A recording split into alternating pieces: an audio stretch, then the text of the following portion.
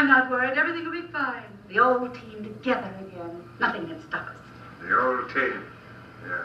Goodbye, dear. Goodbye, Miss Tina. How'd it go? It couldn't have gone better. It's practically set. Of course, he has to finish this picture first. Mine will be his next. Get Gordon cold. Tell him to forget about our car. Tell him he can get another old car someplace.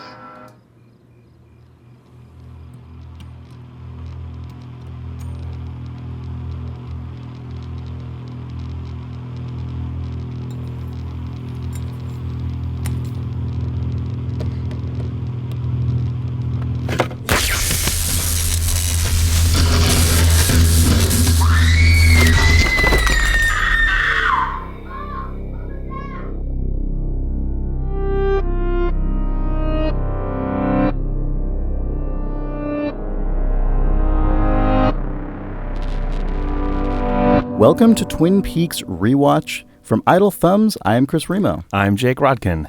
On this episode, we are discussing Twin Peaks The Return, Part 15. The 15th one. Yeah. This episode of Twin Peaks was written by Mark Frost and David Lynch. It was directed by David Lynch, and it first aired August 20th, 2017.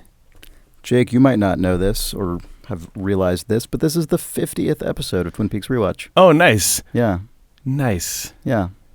We did it. We did. We got there. It's over now. 50 episodes.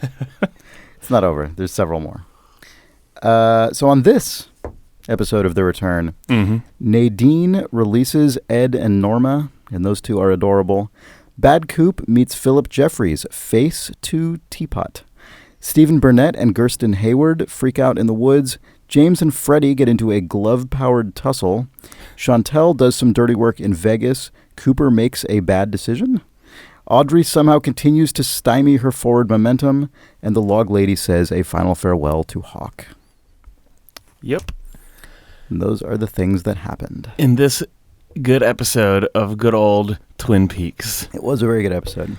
It was. This episode, I mean, it obviously had some things that were more about closure, like the scene with the log lady, obviously in particular, but so much of this episode felt like setup or sort of preparation for the story to end. Yeah. Like, so much of the first half of this episode especially felt like a ramp up to whatever the end of this season will be. I guess notably with Ed and Norma, Nadine, and Bad Coop, those both seem... Yeah. I mean, one of those felt like essentially a conclusion that could have some follow-up. The bad Cooper stuff felt like, and the Dougie storyline, both of those. True. All of the Cooper stuff felt like it was like getting pieces in place for whatever's going to happen, whatever it is. You know what's funny about that? I don't know if this resonates with you at all, but what's interesting to me about these last few episodes, including in this case some of this sort of lead up to climax or conclusion stuff, is it also sort of weirdly feels like the show is hitting a stride.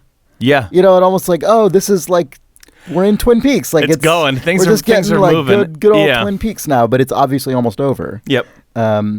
And I don't really have anything else to say about that, but it definitely has felt in the last couple episodes like, oh, I could just watch this forever. I know. But obviously that's not the intention. No, now it's going to hurt again when Twin Peaks goes away, now that, we've had a good cadence going for a few weeks. And it felt like that was happening sometimes in the middle of the season as well. But then there were either some false starts or some total unexpected turns. But now we're like, we're just going. Yep. Just in time to stop. Yep. Yeah.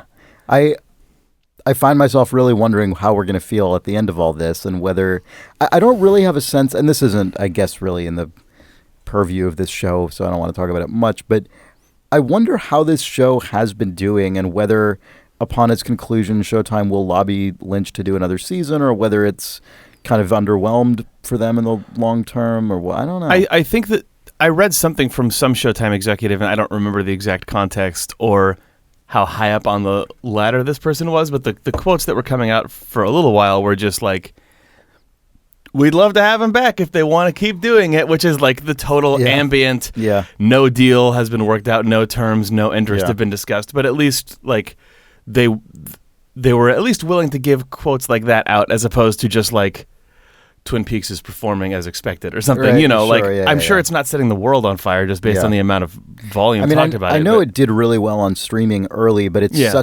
the show asks so much of the viewer that I just have to assume a lot of people have fallen off. Yep. In a way that is probably more intense than a show that really works hard to make its audience love it, Yep. which, a lot of modern sort of prestige dramas that are really secretly soap operas, just try really hard to please the audience at all turns. Yeah, and the show does not. And that's one of the things that's cool about it. Yes. I think that'll be easier to answer when we see what the heck the end of it is and sort of what kind of conversation that is, because I think the way that Twin Peaks Season 3 ends will potentially be what defines it as one giant blob, which will then probably help define its its long tail and how much people who watch Twin Peaks Seasons 1 and 2 on Netflix feel pressure from like TV critics and friends and whatever else to continue to watch Twin Peaks Season 3, or if it will ultimately be regarded as like, oh, what a weird other thing. Yeah. Because there's still probably people right now who are watching the pilot of Twin Peaks and having their mind blown by it. Sure. And who knows what Yeah. what it'll mean when they realize, oh, I've got to now buy Showtime Anytime to keep watching, or Well, what's funny is that, I don't know what this means exactly, but whenever I watch one of these on Showtime, the service, it always says that it's going to expire in like September. Huh. And I wonder if that's because they don't fully own it, the way they would a show that they Oh, like if they're just conceived as distributing well. it or something? Yeah, it's surprising, right? Because you'd think they'd want that to live in their catalog so that, as you say, people who filter in over time could... Anyway, we're getting way out into the weeds, but I that was notable to me that they don't seem to be on there permanently. Anyway, this episode of Twin Peaks, Yeah. it was good, and it opens up with Nadine marching along with her Dr. Amp produced golden shovel Yes. to meet Ed and inform him that he is free, and she has released him from what she claims was like centuries of knowing manipulation. Although I wonder how much that's true and how much she just, in retrospect, is sort of realizing what was going on. It seemed to me like it was her having a moment of clarity, and it also had a fairly self-flagellating moment of clarity, Yeah. which is why Ed sort of said, you sure about this? You sure about Yeah. this? But Ed clearly also wants it. You can kind of tell from the one scene that we saw of Ed a couple episodes back, but it was just a good. It was seeing these characters come back in this context was surprising and a little bit frustrating to see literally the exact same storyline that we saw 25 years ago. But at least the thing that we saw from it was what seems like it's going to be a marked change. Like we saw hopefully not but the turning point in their story. Like hopefully we were given the moment that is worth showing in 25 years of not seeing them. Yeah. A thing I really liked about... So I felt weird when this scene made me feel very strange, the scene with Ed and Nadine, because she was so self-flagellating and so... depicted herself in such craven terms, which again is not always how I always interpreted that character as being more kind of naive about her own emotions than like an intense manipulator. Right. But I think you're right that she's sort of having a self-flagellating moment of clarity as opposed to like repenting for decades of intentional gaslighting. But anyway, a thing I really liked in the follow-up with Ed and Nadine, I really, really liked... I'm sorry, Ed and Norma. I really liked how they played... I really liked how they played Norma. I'm really, really, really glad that this didn't turn into yet another sort of frustrated, doomed relationship where we as the audience obviously know, like, oh, you're with some idiot who's an idiot who are not going to love. It was just... They played into that and out of it. Yes. Like perfectly, I thought it was very good. Really good. And I also thought it felt really true to Norma. It was a very tiny example, I think, of how this show, when it's firing on all cylinders, it really treats its characters with an extremely good level of specificity. Mm-hmm. The way Norma treated this was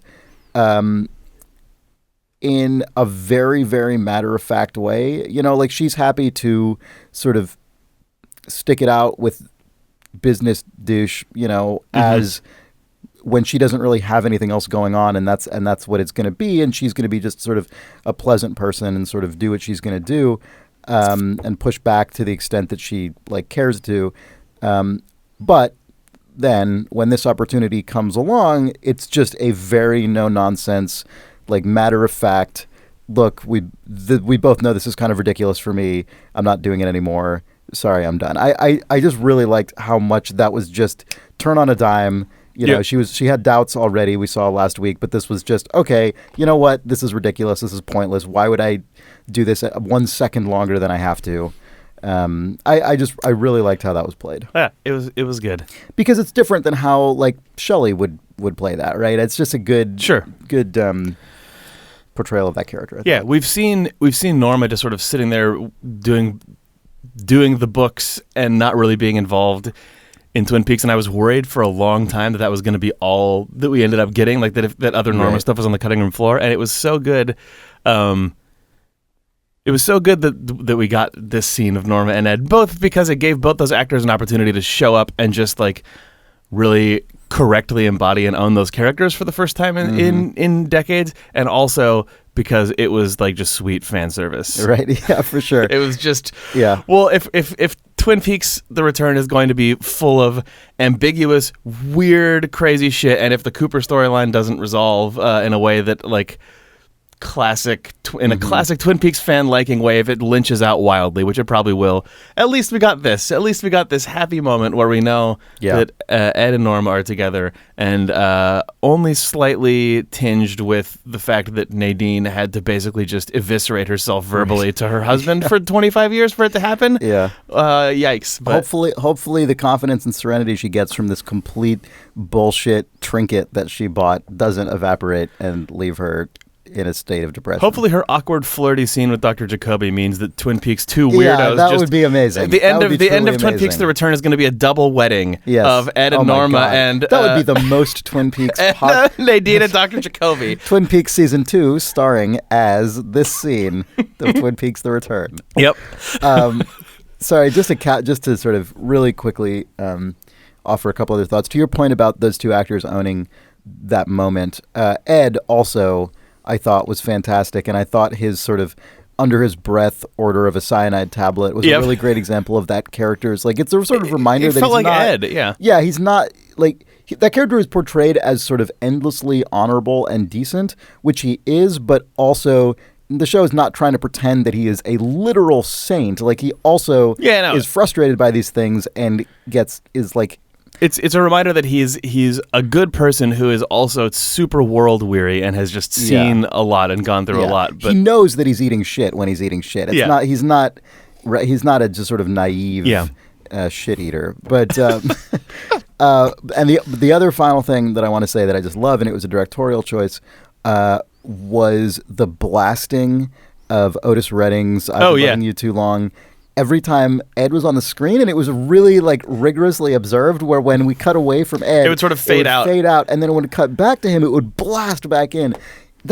I loved that. That was I thought a really great example of the kind of creativity that, I mean, I love the moments we get Badalamenti in this show, and we did get some this episode, but the broader sort of use of music has opened up some really fantastic, like, there's no equivalent of that with a Badalamenti score. There just isn't. Right. Like, you don't get that like deep soulful Motown, like, it's just great. I loved it. It was just fun and awesome. And when they finally got together, it was just the most, like, it was total fan service, as you say, but it just blasting. Yeah, it was just like track was ultimate triumphant moment of this season might just be Norma's hand on Ed's shoulder. Like, it's fine. Exactly, if that's what we get, great. Yeah, yeah.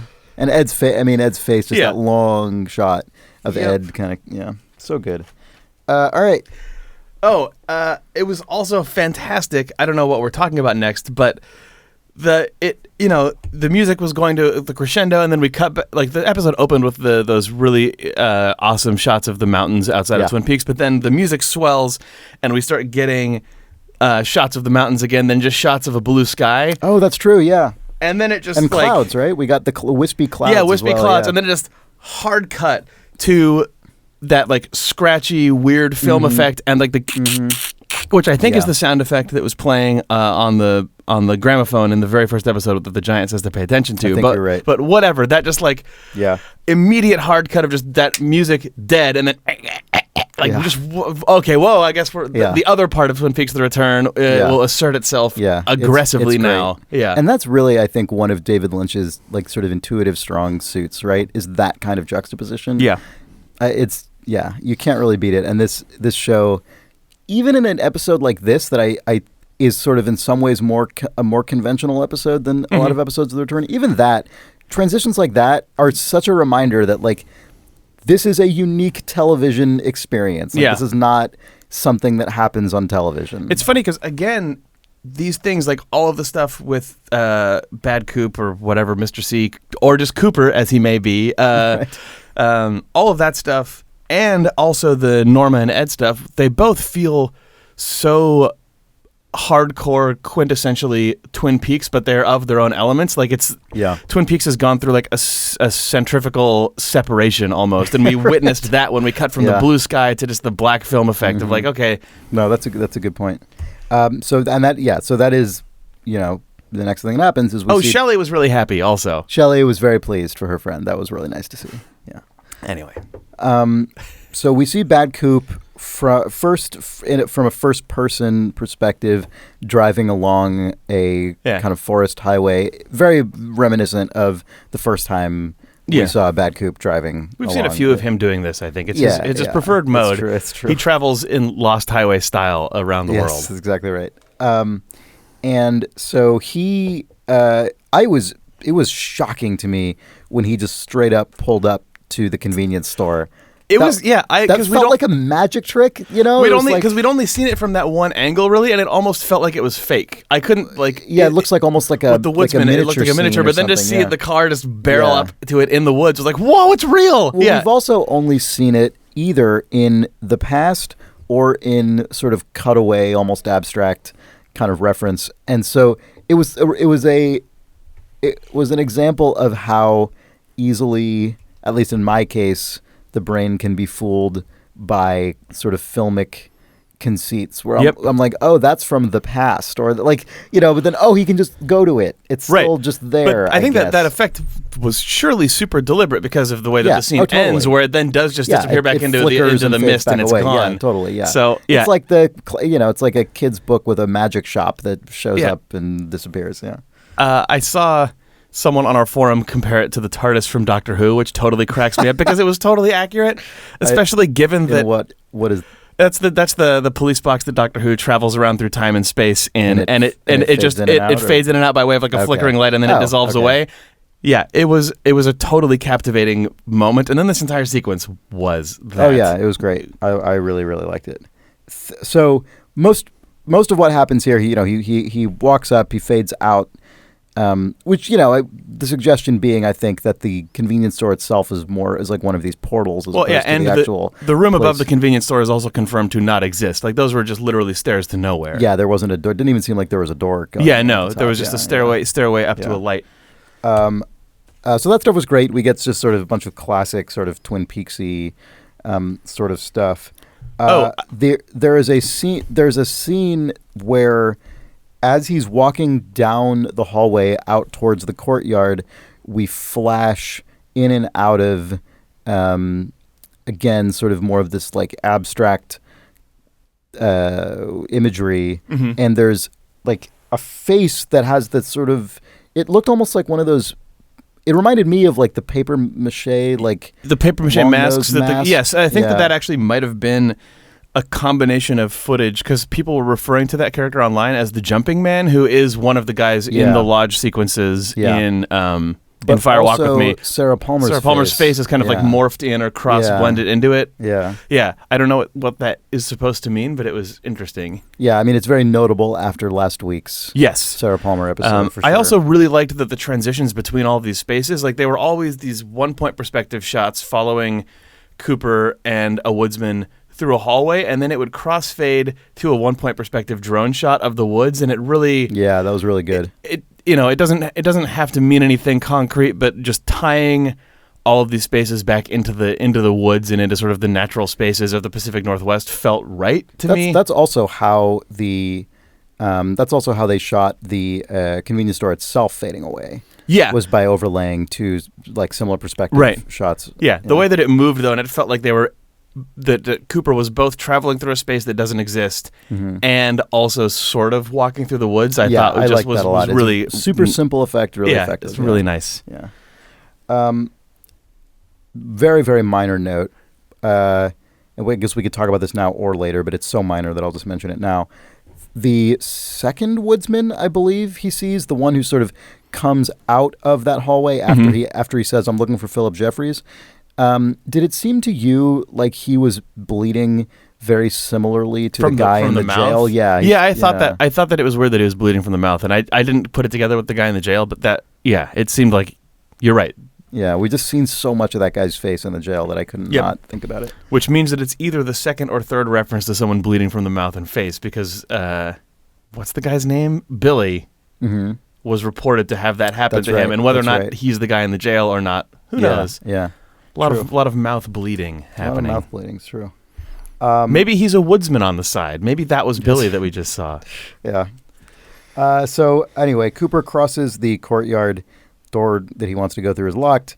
There's a woman there who, in the backwards speaking, says, "I'll unlock the door for you." It's worth noting that hotel courtyard is is actually the hotel. It's shot on the same location as the hotel that Leland Palmer sees or meets with Laura, Teresa Banks, and Renette Pulaski over the course of Fire Walk With Me. Yeah. Whether that's intended to literally be the same place or a shadow version of it or just David Lynch liked the location, unknown. But it's cool that's back. I mean, I feel like the way David Lynch works, David Lynch liking the location could be significant justification for it then getting additional significance. But we don't know what that is yet. I mean, it tracks generally, I think, in the context of especially this season of Twin Peaks, in which everything seems to be an echo. There's echoes and shadows of all sorts of things. Yeah. So, was he? It's these scenes, all of this stuff with Coop walking through all of these dark hallways and this totally weirdly desaturated, hard to know even how it was lit hotel sequence. It was cool to me, just the production design of all of it, everything, just the way everything was. It wasn't that it was lit darkly, it was that everything was actually just painted or covered in darkness, because like Cooper's face popped and like glistening things popped. Also one thing we didn't talk about, even though it's another sort of small thing, is all of the wallpapering and just coloration of all of this space feels like it is an explicit connection to the location that Laura visits when she walks through the painting that the Tremonts / Chalfonts give her in Fire Walk With Me. Yeah, I've actually seen a handful of people who are watching Twin Peaks season 3 who watched seasons 1 and 2 but never watched Fire Walk With Me. I feel like at this point, if you're in for 18 hours of Twin Peaks, you should just make it 20 hours and watch Fire Walk With Me. If you for some reason thought I should just skip it, you will be surprised at how many things from that movie have come back into this. It's increasingly, I mean, I think right from the beginning we sort of said, at least tonally, this feels like very much continuation from Fire Walk With Me, but the deeper we get, the more it seems like even all of the deep lore and everything is just completely hinging on that movie, which is interesting because it's one that Frost was not involved with, and his mark is very strong on this season, I think. So. It feels less tonally like Fire Walk With Me than I was expecting, and actually less tonally like Fire Walk With Me than I was kind of hoping for. I was hoping for some more of the sort of raw, nerve exposed yet laser focused look at the emotional side of Twin Peaks. We're not getting that. What that is. It feels almost like this is Mark Frost sort of like scraping the lore cream off the top of Fire Walk With Me and putting that into the plot. Yeah, and then David Lynch dipping into his own film work. Yeah, and it's Lynch taking the plot elements and sort of the lore from Fire Walk With Me and applying a completely different, very new meets retrospective David Lynch tone on top of it. But it's nothing like if you look at like Ray Wise and Cheryl Lee's performances in Fire Walk With Me. There's very little of that in this movie, whereas that was like the meat of that, of this show. Also very little of those actors, which is surprising to me. I would have assumed they would have been among the more used returning characters. Same, especially Ray Wise. They were for a minute in the beginning, Yeah, but then they yeah. just disappeared. Yeah. Yeah, go figure. So Phillip Jeffries Phillip time. Jeffries, yeah. So I have to assume that the voice, that this voice is the same guy. It's who credited. did- The actor who was credited as voice last week is now credited as voice of Phillip Jeffries Oh, in this okay. episode. I looked for that and somehow missed it Yeah, in he the was in credits. Okay, got it. Yeah, that makes sense. So what we guessed is correct. that Right, He's yeah. just the canonical voice of Phillip Jeffries now because they couldn't get Bowie to do more voice. Right. Yeah. What a weird thing. Yep. I mean, as with much of this season, the thing that we've been sort of waiting for and that the show has been teasing on and on and on is, of course, like almost incomprehensible. Yeah. When it's actually delivered. But I mean, what do you expect at this point? I don't have a lot of really specific takeaways from this because it feels like so much of it is impossible for us to parse just yet. I mean, I guess the big beats are that it generally felt to me like these two characters, Bad Coop and Phillip Jeffries, have been in some level of communication with each other, but different amounts than they each seem to have believed. Yeah. It seems like, you know what I mean? Did you get that sense at all? I mean, it seems like Coop assumed more like intention and communication from Jeffries than Jeffries seems to acknowledge. That is probably correct, or at least it seemed like. I mean, Jeffries says, "So you are Cooper," Yeah. which at least implies that Jeffries was withholding information or not giving this Cooper the entire story because he wasn't sure what he was talking to. Yeah. That also, though, sort of confirmed. Well, it didn't confirm anything other than sort of people had been wondering, is this version of Cooper that we're seeing literally just a weird being that blobbed its way out of the Red Room at the end of season 2? But that line, "So you are Cooper," made it more clear to me sort of what I had emotionally thought was going on, that Cooper had either sort of been split or that these were both they're both him, and they're both sort of two versions of him or two sort of sides of the same character. Like, this character seems to have distinct memories and knowledge that Agent Cooper had, and him recollecting Jeffrey's appearance and conversation about Judy in Fire Walk With Me was enough for this weird Jeffrey's teapot to say, when he says, "So you are Cooper," it implies that he's saying, "Oh, you are the same sort of, Right. You were there in that room with me." Yeah, I don't know that this changes any of my kind of assumptions about how this stuff works. I would still assume that if a doppelganger is, like, at whatever point they were created, I would sort of assume they would like inherit the memories of. Okay. But I don't know. I mean, my assumption was sort of both of these characters are actually the same person, and you only ever season 3 has made all of this stuff very tangible in a way that's actually been really hard for me to grasp, because during season 2 and Fire Walk With Me, it's always felt so like cloud-like in my mind, where I haven't had to accept, are these the same person, are they different people? Yeah, and part of what was one of these sort of interesting- if your subconscious sort of just has this huge ballooning shape off outside of our world that can contain different versions of you or multiple sort of ways that you would react to a situation, and then somehow just a different portion of Cooper's consciousness was made manifest, almost is sort of how I read it before. And now we've been playing in this world of, like, are there actually two physical forms that can swap in and out of a room? Yeah. So in the first run plus Fire Walk With Me, I mean, and definitely, like, especially with the addition of Fire Walk With Me, the two sort of example cases we had of this were Leland Palmer, who's a character we knew extremely well, right? And then we have doppelgangers as applied to a character we know very well, and then also, however this sort of logic works, our other cases are people like Bob and Mike, who largely exist as like almost symbols or as sort of very transient characters, very cloud-like, as you say. And so you can apply the logic to Leland according to what feel like emotional truths. Right. Especially with Fire Walk with Me, it's sort of a lot of the questions there are like, oh, how much of this is Leland Palmer the man, and how much of it is his sort of id, and how much of it is this like actual mystical doppelganger Right, thing, and how much like is all that? this- And how much is that doppelganger just an enabler, basically? Yeah, exactly, right. And then in the That's but in almost the- almost but in like the- old gods or something. Yeah, like, yeah, yeah, like totally. old, like yeah. And then in the case of Mike and Bob, it doesn't like the specifics don't really matter. They're more of, like sort of this hazy kind of forces of the lodge. At least for me, I didn't spend a lot of time sitting around thinking like, how does Mike like technically work? Sure, Like, no, neither do I. But now, to your point, in season 3, it really feels like that stuff is actually being concretized, and that we are intending to be learning about really specifically how it works.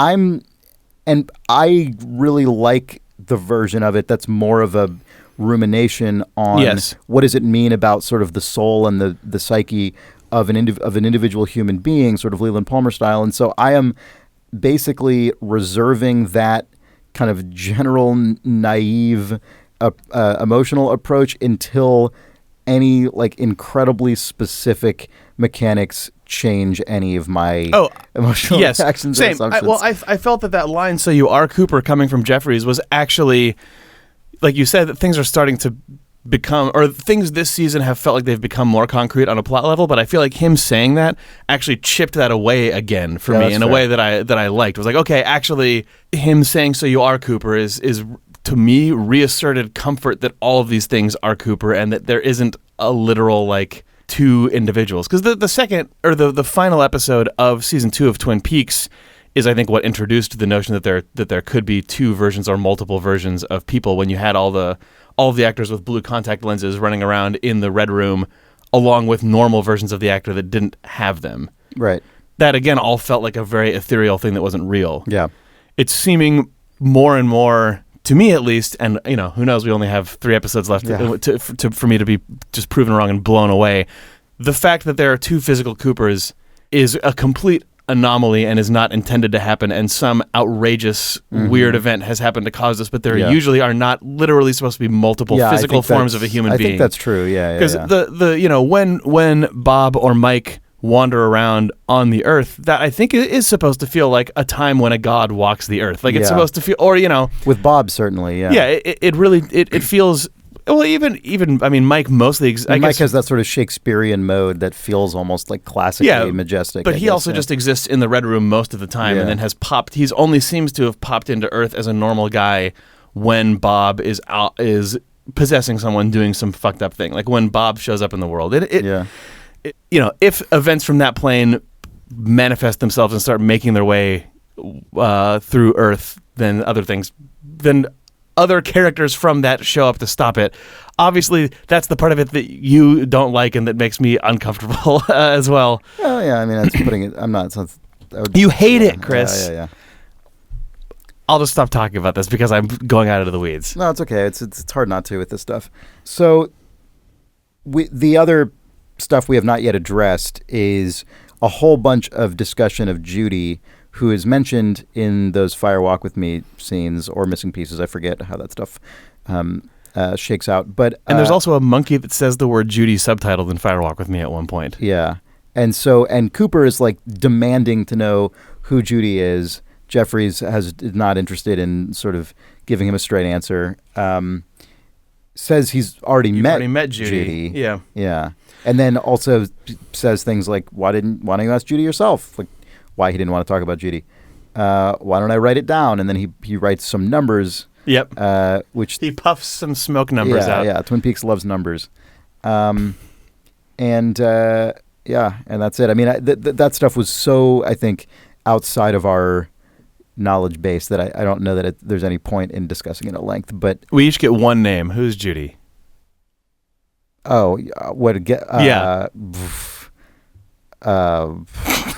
I couldn't even begin to guess. Yeah. I saw someone propose that Major Briggs is Judy because his name is Garland and that it's a Judy Garland reference. Oh man, but that's very Lynch-like. But I also believe that given the fact that like we see a clip of Sunset Boulevard. Yeah, and in this Gordon episode. Cole's namesake in this episode. I mean, That just in terms of classic Hollywood stuff. that said, I saw people debating whether or not Judy has ever actually been gendered other than the name Judy, and I think that in a Missing Pieces piece, Judy is referred to as she, but I'm not sure what of that is kept. Like Judy could be a code name or a nothing or whatever, They do or both actually go a out woman. of their way not to use a pronoun not to gender it. Yep.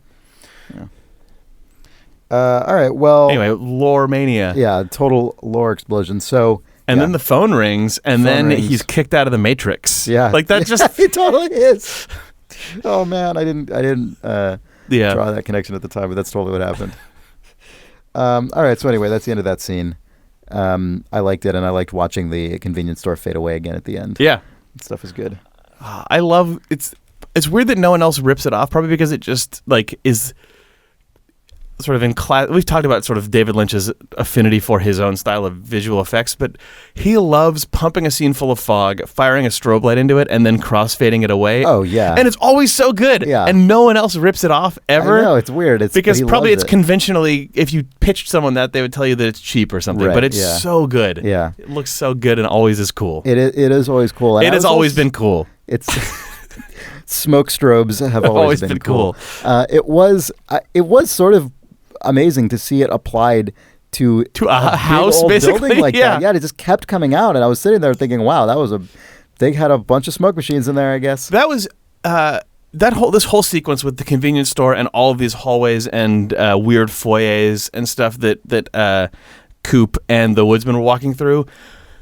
When I was looking at that stuff, what I was thinking to myself actually was, this show has had a ton of original sets and tons of huge scale construction.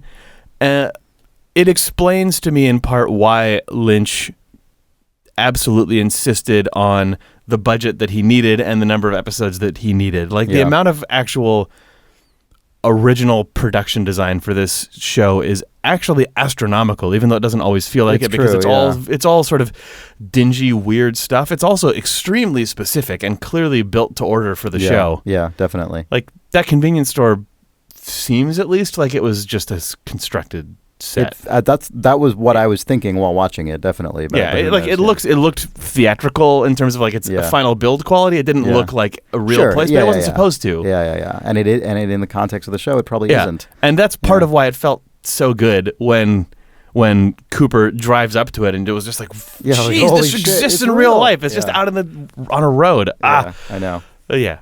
So, also, by the way, the fact that entire store disappears in the sort of like fade away.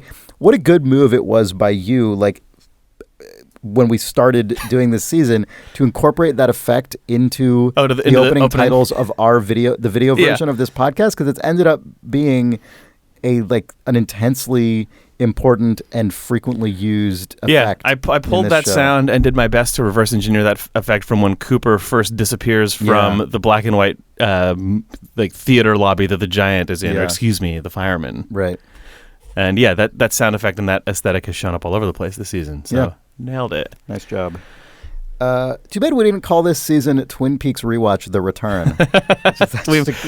we messed it up. Been an actual baked into our logo. Oh well.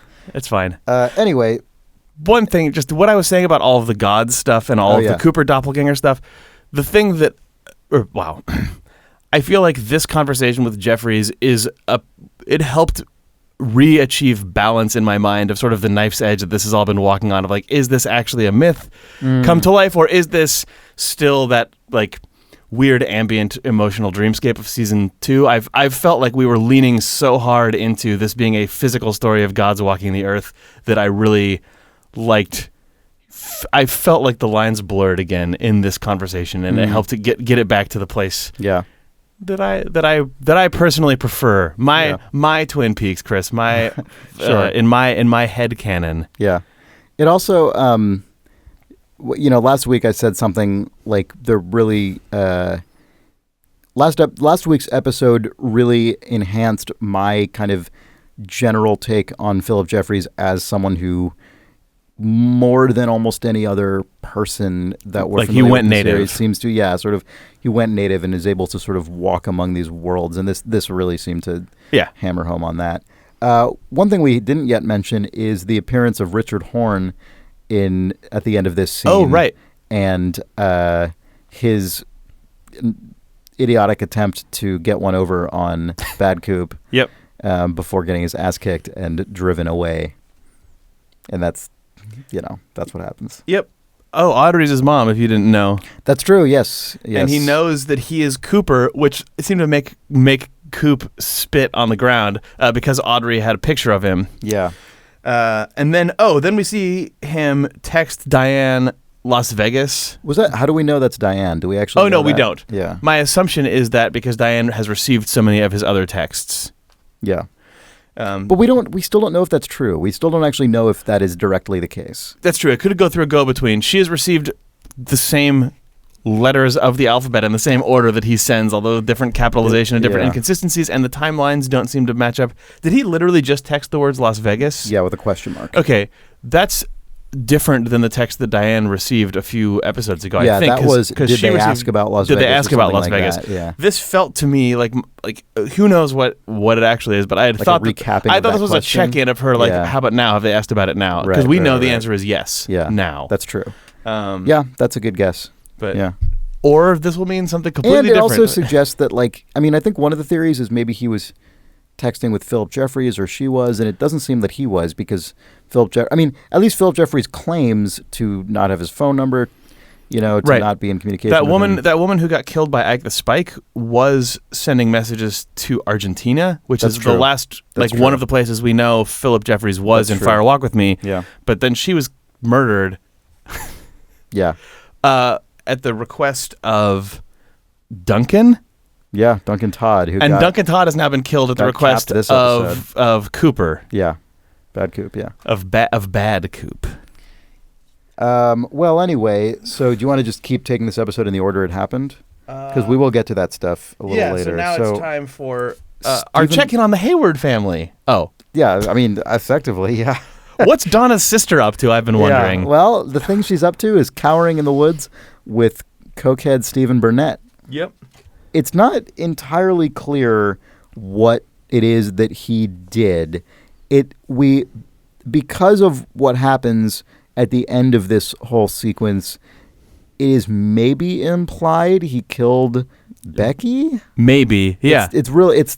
I couldn't tell if he was blaming himself for things that happened with him and Becky, right. And her going to his apartment and blowing and shoot. Because when she was shooting holes in his door, he was also clearly on drugs and distressed, hiding 2 floors down, cowering below the stairs. Did we miss time here where he actually went and killed her, or is he just drugged out and going crazy? She could have overdosed on something, right? Yeah, we haven't seen no anything, so we don't know. Yeah. The last thing we saw was her saying, "Oh, I'll go to the Double R for," because last time we saw her, she was alive. Yeah. In tears talking to Shelley. Right. And Shelley said, come over for some ice cream and we pie also or know whatever. Shelley's fine as of at least the beginning of this episode. Right. Not that But means we also know that anything. this stuff is edited slightly out of order. Right. So. And that if she's dead, Shelley could just not know yet. Yes. But also we have no reason to assume she's dead. It's not other than sort of maybe a vague implication. Yeah. I don't really know. It was a long scene with a lot of back and forth between them, given that we had no idea and what it was they were also talking about. very quiet and spoken in a mumbly, difficult. It was difficult for me to understand every line. Yeah. Also, it It was nice photography. It was beautiful looking. There was that one wide shot of them alone in the woods as just a tiny little dot of red in a corner nestled into that tree. Yeah, that was great. That felt like that made me read all of that scene as although there are specific plot points in it, it was them just feeling crushed into the corner by sort of the constant evil, foreboding, weird pressure cooker that is Twin Peaks. That shot embodied that in a way that. Although what's funny about it is that stuff and a lot of the outdoor photography in this show is shot so brightly and sort of unmolested, Sarah, my wife, said several episodes ago that the exterior photography in this show reminded her of a nature documentary like Planet Earth or something on the BBC. It's because of the slow drone shots. That was my response, was that I think part of that is because of what the sort of just visual style that we now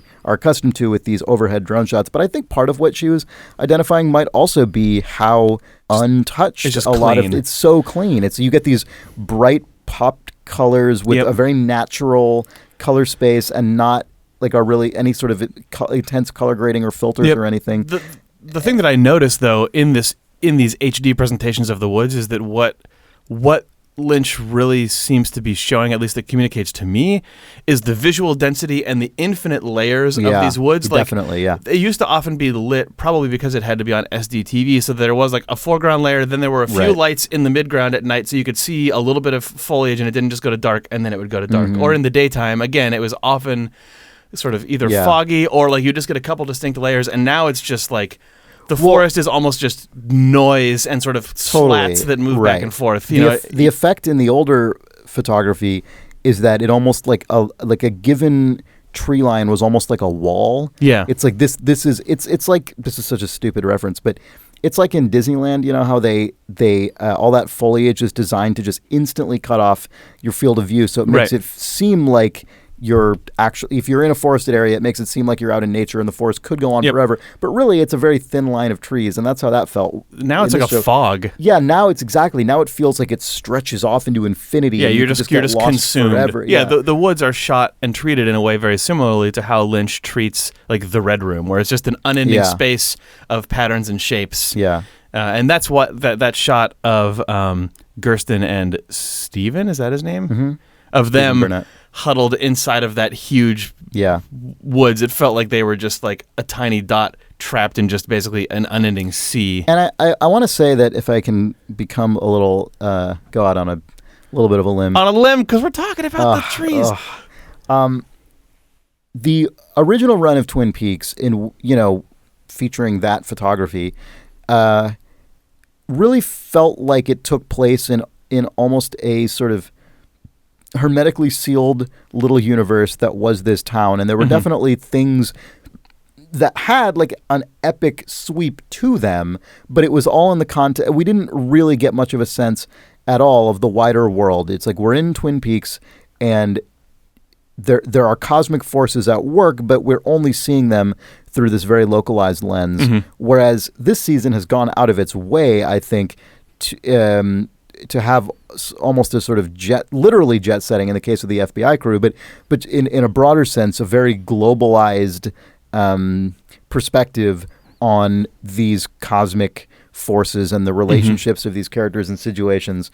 And so even when you're in Twin Peaks itself, you don't feel like you're surrounded by the almost like comforting confines of this forest. Even the forest feels like it's infinite and goes on forever. And that those decisions are actually extended pretty consistently throughout the show. I mean, the Roadhouse, for instance, is another example of a place that in Twin Peaks felt like a small town hangout where a really specific group of people got together. In this season, I mean, clearly very intentionally, at least half the times we go to the Roadhouse, we're introduced to brand new characters that don't recur, that almost never recur, with tiny stories that in some cases tie into the larger events and in some cases seem not to.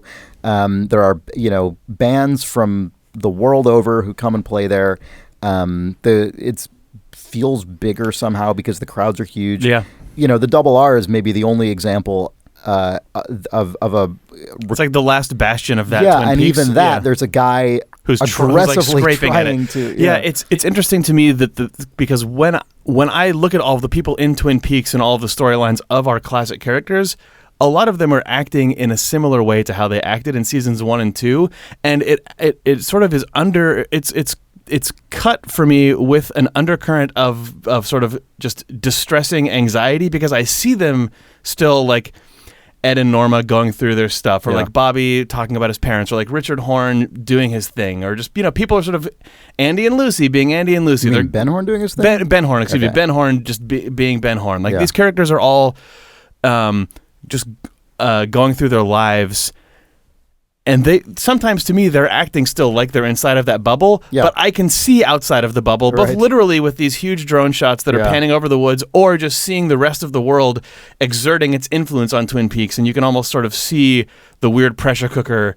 from the outside in this season. I don't have a conclusion to draw from that other than it's effective. Yeah. The Roadhouse is weird to me as well, because the Roadhouse, it almost feels like it's being treated as like a point of ingress and egress to Twin Peaks, or it's almost like it almost feels like it's like a bus stop along this weird sort of metaphysical, non-real road that a lot of the characters are traveling in, where you do see all these outsiders come in, but all they ever seem to do is sit at the booth, and then we never see them again. Occasionally, characters from Twin Peaks cross paths with them, but I mean, I assume a lot of those people in those booths are from Twin Peaks. So yes, just, sure, but they're not from our Twin Peaks. They're not from the story of Twin Peaks. Yeah. It's weird to have this feeling that we are seeing the world get bigger, and we are sort of seeing this broader canvas that the story is taking place on, but at the same time, it still, to me, doesn't feel like we're actually seeing a bigger world. It almost seems like Twin Peaks is still a little tiny bubble trapped in a sea of infinite woods and mountains. And then we have Las Vegas, we have New York, we have Buckhorn, and they're all connected through these sort of like tubes or channels that don't really seem to map to real life in a way that means anything. They all still feel like they're their own weird isolated things that have influence over each other, but it doesn't. I wish that I had a conclusion to draw from that, but it's a strange experience. No, like they all seem like their own little unrealities to me, but they all have sort of tidal forces and huge, cause and effect on each other, and they all. It still is a specific place. Yeah, the Earth. I mean, I don't know if this is what you mean, but what you're saying reminds me of what you were saying last week about how a lot of the ways the sort of lore and mythology is being treated in this season is in some ways serving to shrink its kind of emotional possibility space through specificity, and that's how I feel a little bit with respect to how the world is treated in Twin Peaks. Although it still does feel to me that Twin Peaks itself is, it feels like Twin Peaks is fighting a losing battle that was maybe hinted at in the original show, but now absolutely in full blast, fighting a losing battle against being part of the world at large, and sort of shrinking as the world around it gains ground into its borders. I mean, that's kind of how it feels to me. But I understand I totally get what you mean about these places almost feeling like they're connected by Hyperloop tunnels. Yeah, I think that those two things are happening at the same time, and it's kind of tough to internalize both, because like the example of the guy trying to get Norma to franchise is a very obvious, concrete example of that. But at the same time, I feel like the world has become so disconnected from real life and so sort of turned into these like metaphorical or unreal places that the idea that like Maddie Ferguson showing up and being just like, oh, she's from Missoula or something. Yep. It's like, Missoula doesn't exist in this in season 3's version of Twin Peaks. There's no way that a character would just walk into town from another real place. That feels almost like off the table. The idea that someone enters or leaves Twin Peaks or just could or has any desire to do that seems not what this season is even concerned with, because they're almost weird iconic representations of things. Sure. Anyway, this is so hard to grapple with in a way that sounds reasonable or like I know what I'm talking about. Sorry. So anyway, Stephen and Gersten in the woods are discovered by Cyril Pons? Cyril Pons, as portrayed by Mark Frost. For the second time. Yes. Hiking through the woods with his dog. He showed up as a newscaster in was it season 2 or what was it? I think it was season 2, but I can't. It's been a minute since I looked at old Cyril Pons. Yeah. So he sees them. They split up. Gersten runs behind a different tree. We hear a gunshot, possibly insinuating that Stephen killed himself. I mean, I don't know. At first, I thought that he had killed Cyril Pons. That's what I thought, but until then we cut and see Cyril. Yeah, with Carl Rod. Yes. Telling him, like, presumably what happened, and then gesturing to what I believe is Becky's home, right? I would assume. So that's what happens, and we'll see what happens there. We should move on, though, because this episode's going to be very, very long at this rate. We get James and Freddie at the Roadhouse. This actually happens in between two chunks of that previous scene. Yeah. But they show up. James, like, in the Jamesiest performance ever. He just walks up to that woman whose name I can't remember. I'm sorry. It's Renee. He walks up to Renee, just starts talking. Nice to see you, Nice Renee. to see you. As just her husband is right there, who gets up and just beats the shit out of him. Yeah, well, and James just like, maximum James. I just want to walk into other people's relationships. That's just James's move. That's true. Yeah, but he's always been cool. Don't forget. He's always massively disproven in this scene. And the guy who attacks him is Chuck. Right? It's Chuck? Yeah. Because Renee is like, Chuck, don't do it. Chuck, like, it's okay, stop. But we've heard a lot, right? God, that character right. mentioned Chuck was mentioned in the Audrey all scenes. the Audrey stuff. Yeah, not in this episode, but yeah. Yeah, okay. So this stuff all kind of swirls around itself in ways that are still confusing. There's a whole Shadow Twin Peaks season somewhere else. I know, right? Yeah. And then Freddie just destroys the guy. Freddie just like bonks, taps him on the nose and just... This season loves outrageous punches to face. Yeah. It loves it. It's so weird. God, it was distressing watching him like start foaming at the mouth and how sort of weirdly misshapen his face looked and stuff. Yeah. And how like his wound was torn right off his face. Yeah. But it was a Band-Aid. Yeah, so that was outrageous. Yeah. And then Freddie and James end up in prison in this like In the growing weird little community. the Twin Peaks Sheriff's Jail is off the charts at this point as far as what is going on in it. Yeah. We have Nido and weird mouth bleeding guy and Chad and crazy Hulk fist man and James Hurley. Yep. All just hanging out. Yep. And Chad is having none of it. Chad is just living his nightmare in there. Yeah, it's Chad's nightmare. Oh, it's my nightmare too. Those scenes with the noises and the bleeding guy and then Chad saying to shut up. It is so stressful. The bleeding to me. guy imitating Chad and then also now making monkey sounds. Yeah. Oh my God. What a nightmare. It's crazy. Yeah. Also, Freddie could presumably bust everyone out if he wanted to. I assume. That's going to happen. Yeah. I mean, how does Freddie not punch his way out of that jail? It seems almost certain that he is there because it is his destiny to protect Nido, who has to be protected. And yes. Right? I mean, I assume that's why there's he's just there. a super team assembling inside of that jail so that when And Mr. C, when Bad Coop and James, super team and James. So when Coop finally just busts into town in his car in the middle of the night, which maybe that's not going to happen, but that seems... It's probably going to happen. I think that is true. Okay, so we get Vegas. Duncan Todd gets capped by Chantel. Yep. Along with Duncan's assistant.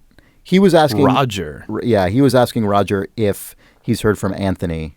Right. He is not. They're still trying to find him. Right. We haven't seen Anthony in a few episodes either. I forget who Anthony is. Oh, the insurance agent. Oh, right. Okay. Yeah. We haven't seen him just because who repented. Right. We haven't seen anyone. Yeah, we haven't seen from that storyline for a minute. Except for Cooper. So anyway, he gets killed. I liked how they shot that. It wasn't clear who it actually was. Yep. Until she came back came back, and then, of course, it's her. It was just a good sort of fun, outrageous scene, especially the way she like casually takes her phone call in between killing them and then returning to finish the job. But also a straightforward one. Like there's like a ton to say about this. I don't think. And then the two of them have the two hitmen, Chantel and what's the guy's name? Hutch. And Hutch. Yeah. They have that conversation as they're eating burgers in the car. That was just a really good. That was a fun scene. There's just a good scene about them talking about their profession and sort of like, well, the government does it all the time. Like, what's the big deal? Yep. It was good. And then he got her desserts and everything. Yep. Oh, and she also points to the sky and points out Mars. Right. And I thought that was just notable and a good touch. And it was another good cross cut because it went from that to Dougie eating his cake. Yes. Yes, that's a true. lot of the sort of scene by scene editing in this episode I thought was one of the strongest I agree. ones. It was of very, sort of very the good. flow of it Also, was yeah. weird and not standard, but also felt really good as we cut from place to place. Is David Lynch credited as an editor in He's all additional episodes? editing in all episodes? Yes. Okay, yeah. Yeah. I noticed he was in this episode, and it made me wonder if he is in all of them. And I guess it makes sense that he would be. Okay. Yeah, he's always the last listed additional editor. Right. As well as the sound designer credited. Yes. It cuts to Dougie, and it was a good cut. But first, let's talk about the Las Vegas FBI before we leave Vegas for good. Or I guess we're still in Vegas, but you know. Right, sure. This was a very short scene that existed mainly to be hilarious, I think, as these characters do. It was Vegas Bureau Director Headley. Yeah. I guess is what he is, essentially, and his assistant, Wilson. Yeah. Who says, like, the Joneses are here, like, Dougie's here. Douglas Jones and his wife, Jane, right? Yeah. And their kids. And their kids. Kids.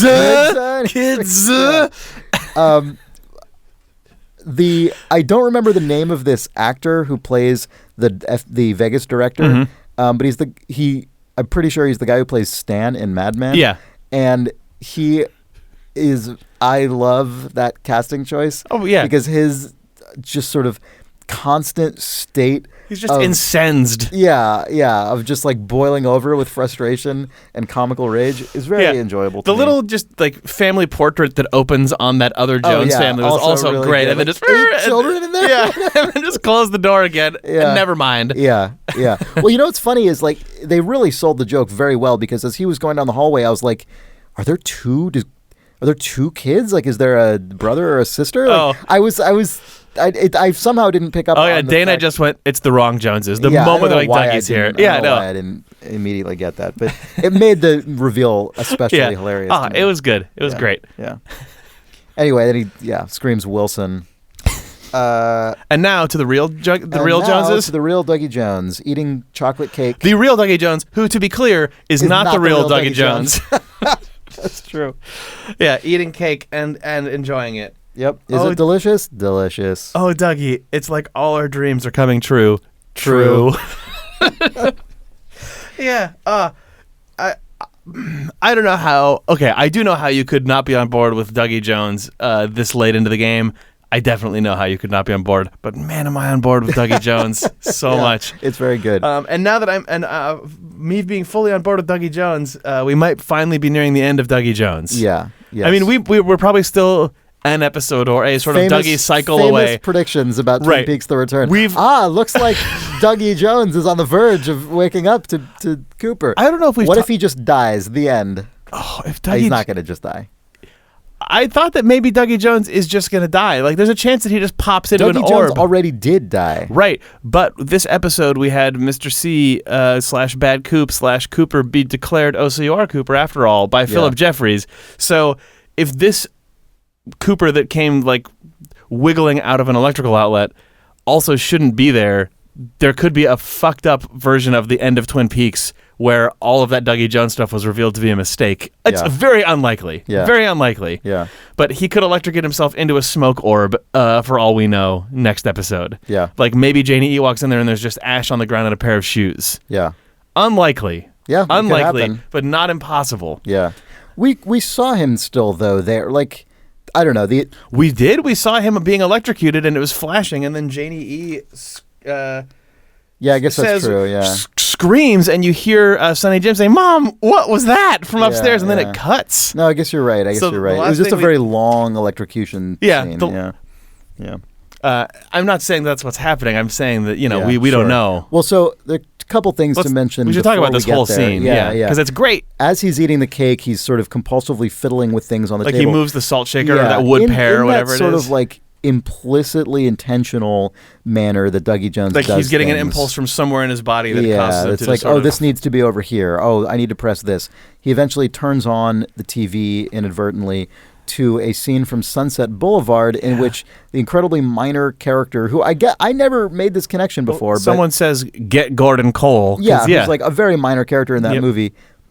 And that like more than anything before seems to have he looks triggered not like Dougie for the first time in this, where his eyes shoot open and he has it looks less like Dougie is being surprised and more like his brain just like went like something is happening in his mind. The moment when that was most powerful to me is when he gets down on the floor and is crawling and he's towards like the outlet. At the outlet. And that was an intensely Cooper. It just looked like face. Cooper. That just looked like Dale Cooper being kind of like wide-eyed at something. But he was still scraping at the world, trying to do a thing that he didn't understand. Like it clearly wasn't Cooper, but like it was a Cooper.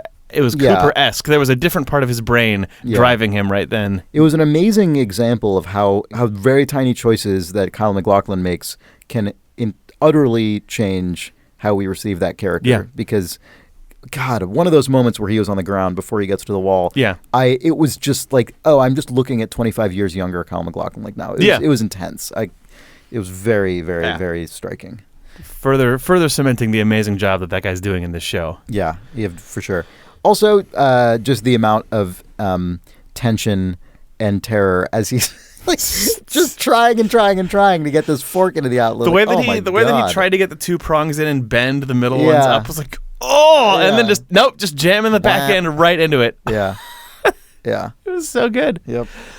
And then Janie E loses her mind justifiably. Yep.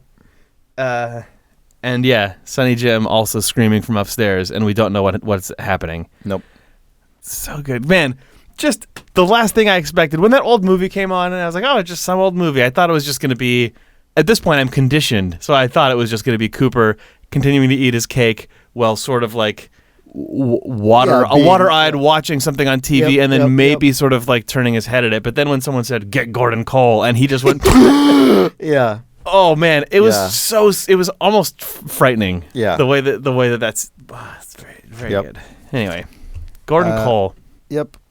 The log lady, Margaret Latterman, calls Hawk. Yep. For presumably the last time. Yes. In a very touching and hearing sad her just scene. saying "Hawk, I'm dying" was like that was so intense. Because knowing that the actress herself also was. She was weeks from passing away when they filmed that stuff. I mean, it was so intense and just like emotionally distressing to watch her first show up for the first time, knowing that she died, but then knowing that they recorded her character and her performance going to be this explicit with it was something else. Yeah.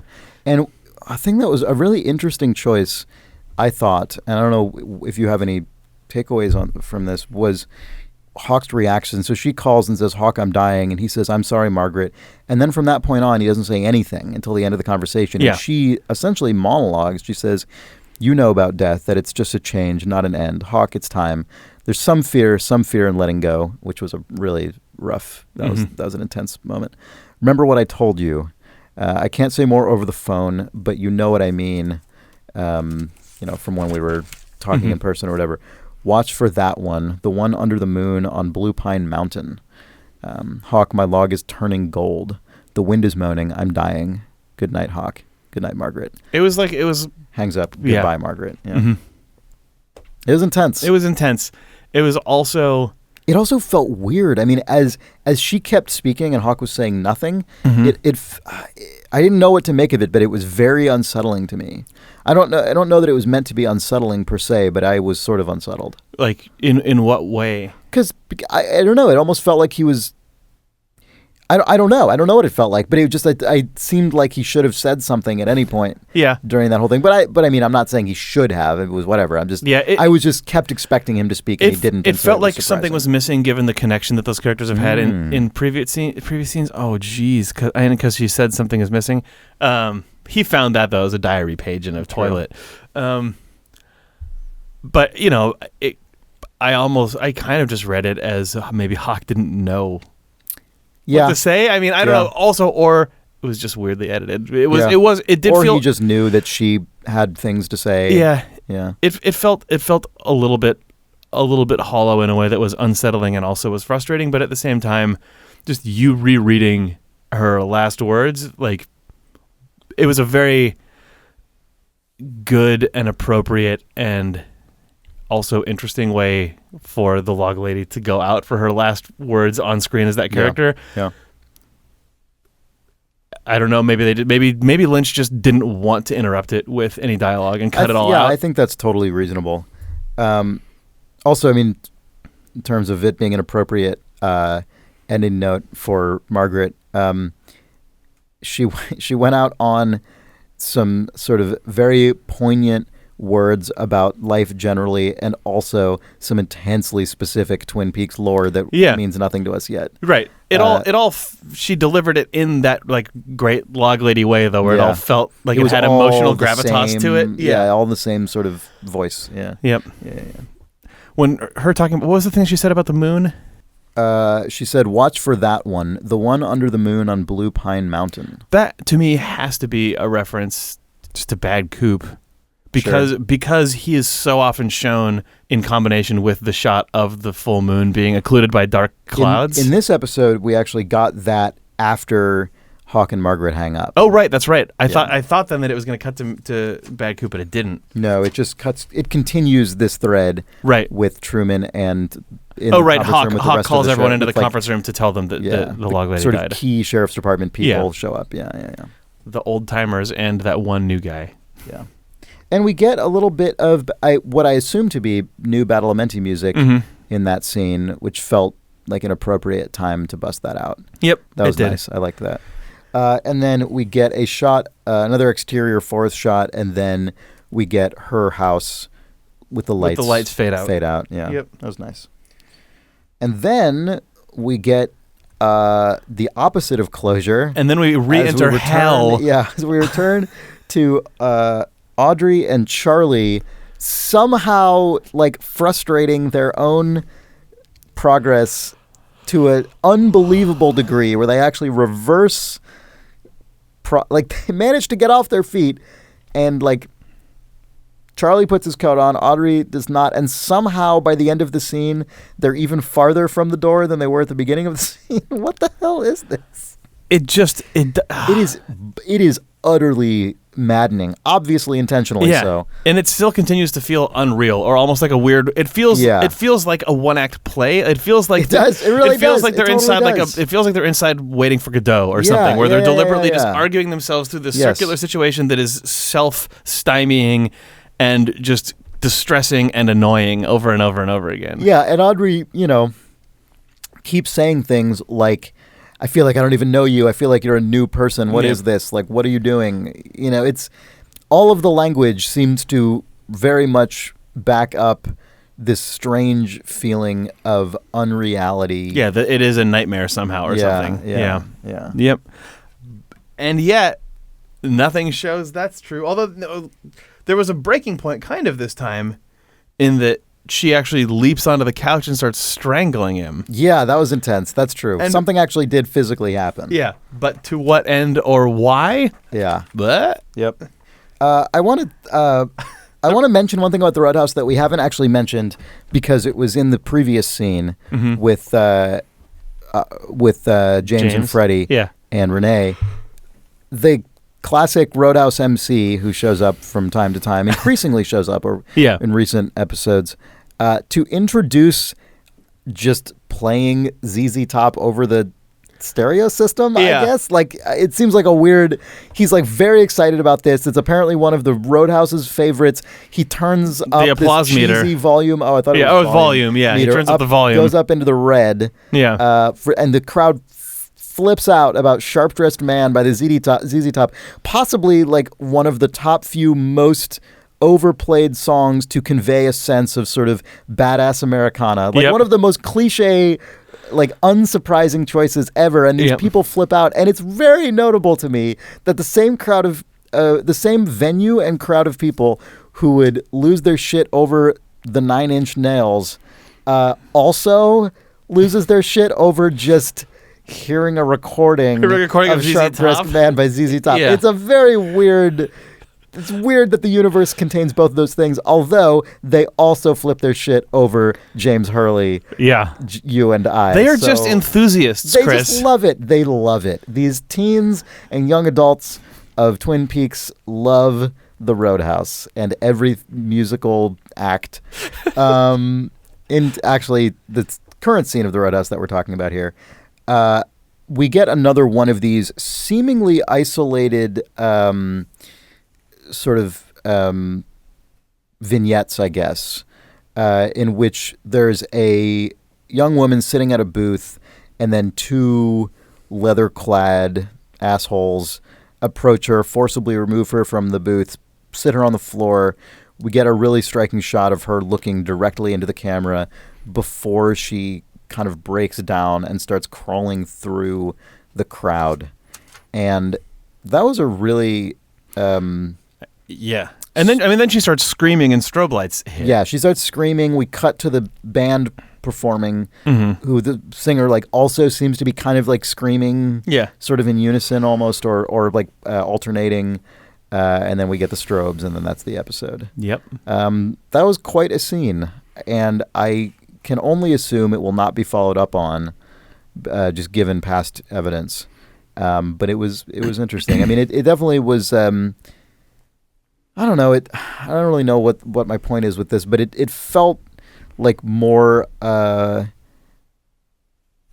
yet another example of the Roadhouse being sort of a microcosm of just everything that is affecting Twin Peaks in terms of it being more subject to the influence of the outside world, but also being a place where lives are just totally upended. Like in the original run of Twin Peaks, there's a suggestion that there's a darkness in the woods surrounding Twin Peaks, but also like any one sort of really terrible act is enough to completely throw the town into turmoil and disrupt everyone's lives. But in this era of Twin Peaks, it seems like almost everyone's lives are a disaster, and just everything, there's like constant turmoil and darkness, and a lot of these little Roadhouse vignettes, certainly this one especially, just feels like an example of that to me, where there's just, I don't know what's going on with this woman, but she is, other than the obvious shitty thing that just happened to her, but it is all boiling over for her. Yeah. So, yeah, and then the rest of over the credits, under the credits actually, It's we that just motel kept that again. motel again. Yeah. And that's it. Thank you for joining us, and thank you for sticking with us for these long episodes. We will be back next week to discuss part 16 of The Return, which is the last one before the double feature finale. Yep. And if you have any comments that we will get to eventually, I promise, you can email them to twinpeaks@idlethumbs.net. Our website is twinpeaksrewatch.com, and that has links to everywhere you can find us on the internet, as well as links to the forum thread for each episode, the YouTube video for each episode, our contact information, and so on.